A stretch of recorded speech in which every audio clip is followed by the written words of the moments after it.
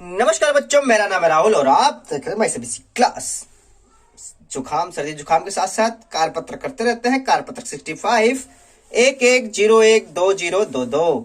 बहुत सारी डेट्स आ रही हैं और नया साल आ गया। कोरोना वायरस के साथ साथ देख लो कितने समय बीतते चले गए और सर्दियों की छुट्टियां बीतती चली गई। आप लोगों को तो फर्क नहीं पड़ा चला होगा कि सर्दी की छुट्टियां होती क्या है। कोई बात नहीं, मेहनत करते रहिए। विषय गणित कक्षा 10 और चलिए पढ़ना शुरू करते हैं। ऊंचाई और दूरी पर आधारित प्रश्न। इससे पहले जो हमने कारपत्र किया था वो 64 था। जैसे ही मैंने बताया, उदाहरण नंबर 1 एनसीईआरटी का क्वेश्चन नंबर 10 था और 9.1 ये भी लिख दे 9.1। ठीक है, प्रश्नावली 9.1 चल रही थी और ये भी 9.1 प्रश्नावली से एनसीईआरटी के क्वेश्चन नंबर 2 था। तो डीओई अब की बार भी एनसीईआरटी के क्वेश्चन दिए जा रही है। उदाहरण नंबर 1, जो उदाहरण नंबर इनका 1 है, 7 मीटर ऊंचे भवन के शिखर से एक केबल टावर के शिखर का उन्नयन कोण 60 डिग्री का है और इसके पाद का आमनमन कोण 45 है। टावर की ऊंचाई याद कीजिए। उदाहरण नंबर 7 को अगर देखें तो ये देखो, प्रश्न नंबर 12, 7 मीटर ऊंचे भवन के शिखर का पर केबल टावर के शिखर का उन्नयन कोण 60 है। 60 डिग्री का अंश बोलते बोलते थक जाने में आता है। इसके पाद का आमनमन कोण 45। टावर की ऊंचाई याद कीजिए। ठीक है, तो यहां लिख सकता हूं मैं 9.1 प्रश्नावली एनसीईआरटी क्वेश्चन नंबर, ये कौन सा 12, क्वेश्चन नंबर 12 देख रहे हो। तो इन्होंने ज्यादातर क्वेश्चन उठा लिए यहीं से। तो प्यारे बच्चों, सॉल्व कर ही रखा है तो आप प्यारे समझ ही सकते हैं। उदाहरण नंबर 2 पे चलते हैं। हाँ, तो जो पहले उदाहरण में कालाकारी कर रखी है तो दूसरे में कर रखी होगी। वैसे डीओई परेशान हो गया लगता है। देखो कलर मेरे ख्याल से कलरफुल था, बैकग्राउंड देख रहे हो, लेकिन इन्होंने ब्लैक एंड व्हाइट से आ दिया। देखो ये रहा, ये भी ब्लैक एंड व्हाइट दे रहे हैं। उदास हो गए हैं बेचारे, कोई बात नहीं। उदाहरण नंबर 2, भूमि के उस पाद बिंदु से एक 20 मीटर ऊंचे भवन के शिखर पर लगी एक संचार मीनार के तल और शिखर के उन्नयन कोण 45 एवं 60 मीनार की ऊंचाई ज्ञात कीजिए। तो उदाहरण नंबर 2 की बात करें तो देखिए ये रही क्वेश्चन नंबर 7। अच्छा, ये पहले इन्होंने 12वां दे दिया फिर 7वां दे दिया। अरे लाइन से दे देते तो क्या चला जाता। इनको लग रहा है कंफ्यूज, लेकिन अब है माय सीबीएसई क्लास में कोई कंफ्यूज नहीं। 20 मीटर ऊंचाई पर लगी 20 मीटर ऊंचे भवन के शिखर पर लगी एक संचार मीनार के तल और शिखर का उन्नयन कोण 45 और 60 है। मीनार की ऊंचाई, तो ये भी एनसीईआरटी का क्वेश्चन नंबर 7 है। तो यहाँ पे लिख सकते हैं। ठीक है, 9.1 प्रश्नावली एनसीईआरटी। ठीक है, और क्वेश्चन नंबर 7। ठीक है, तो देखते रहिए प्यारे बच्चों, सॉल्व है, आप तो अब इसे कर ही सकते हैं, कोई दिक्कत की बात नहीं है। चलिए क्वेश्चन चलते हैं। क्वेश्चन नंबर 1 और 2 में थोड़ा सा मुझे डाउट है। क्वेश्चन में मुझे समझ नहीं है, लेकिन फिर भी मैंने लगा दिया इसे। देखते हैं। यदि पेड़ की छाया, क्वेश्चन नंबर 1, यदि पेड़ की छाया की लंबाई पेड़ की लंबाई से की √3 गुना हो तो सूर्य का उन्नयन कोण क्या होगा। पहले सूर्य होगा तो पहले जाएंगे धूप लेंगे, उसके बाद उसका उन्नयन कोण ज्ञात करेंगे।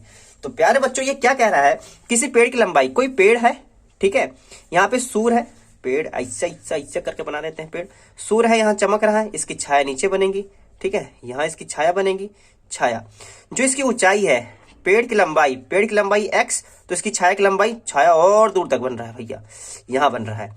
तो x √3, क्योंकि 3 गुना है तो सूर्य का उन्नयन कोण, तो सूर्य क्या आपका उन्नयन कोण बताना है, ये वाला उन्नयन कोण बताना है।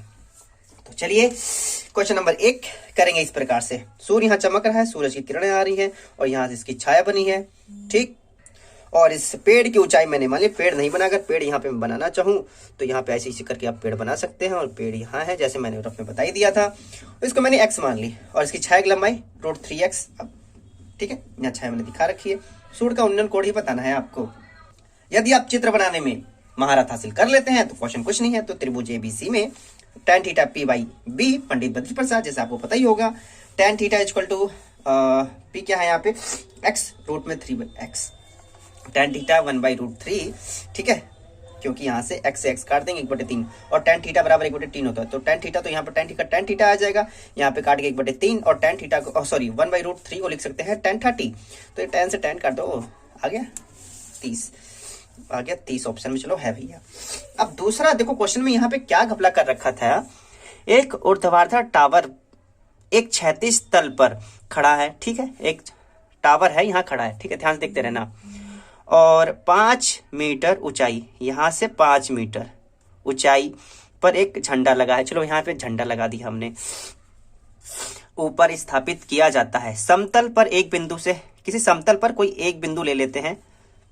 ध्वज के नीचे और ऊपर का उन्नयन कोण, ध्वज के नीचे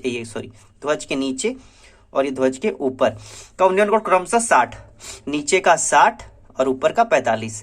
अब घोंघा बसंत यही समझ में नहीं आ रहा हमको। पहले इन्होंने कर रखा है नीचे का 60, अभी तो नीचे का 60 कैसे होगा? और इससे बाद वाला जो कोण बनेगा, बिंदु एक ही अलग अलग बिंदु से कहते तो मैं मान लेता, लेकिन एक बिंदु से नीचे क्रमशः समझ लो, नीचे से 60 और ऊपर से 45। अब नीचे से जब 60 कर देंगे और 60 से तो बड़ा, फिर 45 कैसे होगा? तो मेरे ख्याल से यह अवनमन कोण कर लेते। ठीक है, या तो इनको उल्टा देना चाहिए था, 45 व 60 देना चाहिए था। ठीक है, क्योंकि क्रमशः का मतलब लगातार होता है ना। तो भाई मैंने 45 और 60 करके लगाया है, बाकी आप लोग को ट्राई करके देखिएगा कैसे होता है, क्वेश्चन पढ़ के भी देखिए, क्योंकि अगर चित्र बन जाते तभी तो आंसर लगेगा। टावर की लंबाई याद कीजिए।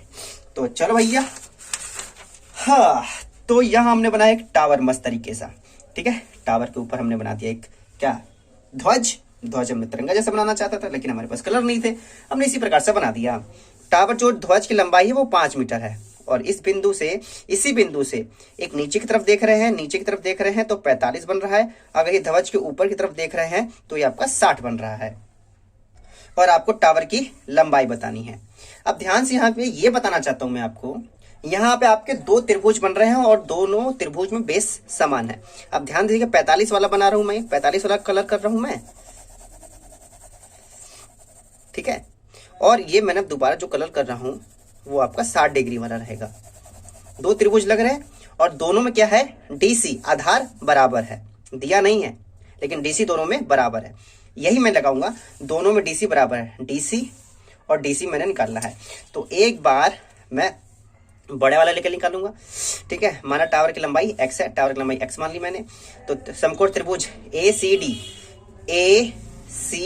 बड़े वाला है ना, ACD में tan थीटा बराबर P बाई बी, तो tan 60 AC अपन में DC, √3 आ जाएगा AC। अब देखो AC नीचे तक ना है, तो AB प्लस में BC हो सकता है, तो AB प्लस में BC कर दूंगा मैं, और नीचे DC आधार वही है √3 और 5, अब प्लस में ये हो जाएगा x मैंने मान रखा है, तो यहाँ पे DC आ जाएगा। अब यहाँ पे DC बराबर में 5 प्लस x √3 लिख सकता हूँ, यहाँ पे समीकरण नंबर 1 मान लिया मैंने। अब देखो समकोण त्रिभुज BCD, और छोटे वाले में, अब छोटे वाले की बात कर रहा हूँ मैं, छोटे वाले की बात मानू तो P बाई बी होगा। ठीक है, P कितना है आपका x बाई DC, और यहाँ पे थीटा 45 है, तो BC बाई DC tan 45 होता है 1, BC आपका x था, यहाँ पे DC, तो क्रॉस मल्टीप्लाई करें DC बराबर x। तो समीकरण नंबर 1 और समीकरण नंबर 2, DC बराबर x, DC बराबर 5 प्लस x अपॉन √3। तो समीकरण 1 व 2 से जब दायां पक्ष बराबर तो बायां पक्ष आपस में बराबर होते हैं, तो इस प्रकार से हम इसे लिख सकते हैं। क्रॉस मल्टीप्लाई करेंगे, 5 प्लस x यहाँ पे करेंगे तो √3x हो जाएगा। ठीक है, और यहाँ पे x इधर जाएगा तो माइनस हो जाएगा, 5 बराबर √3 माइनस x, 5 का 5 दोनों में x कॉमन ले लूंगा, √3 माइनस 1।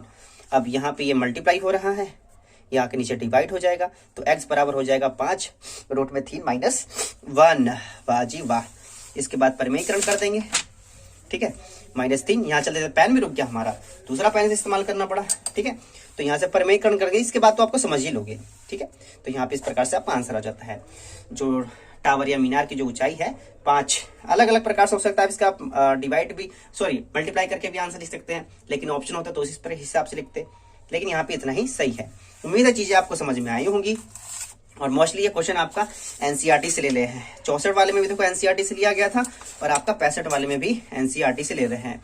तो कहने का मतलब आपका सिलेबस कहीं ना कहीं वर्कशीट थ्रू पूरा करा रहे हैं, ये बोलने का मौका ही नहीं मिलेगा कि उन्होंने सिलेबस कराया नहीं या दिया ही नहीं गया। तो मैं इस क्लास की इस वीडियो को देखने धन्यवाद, तब तक के लिए जय हिंद, जय भारत।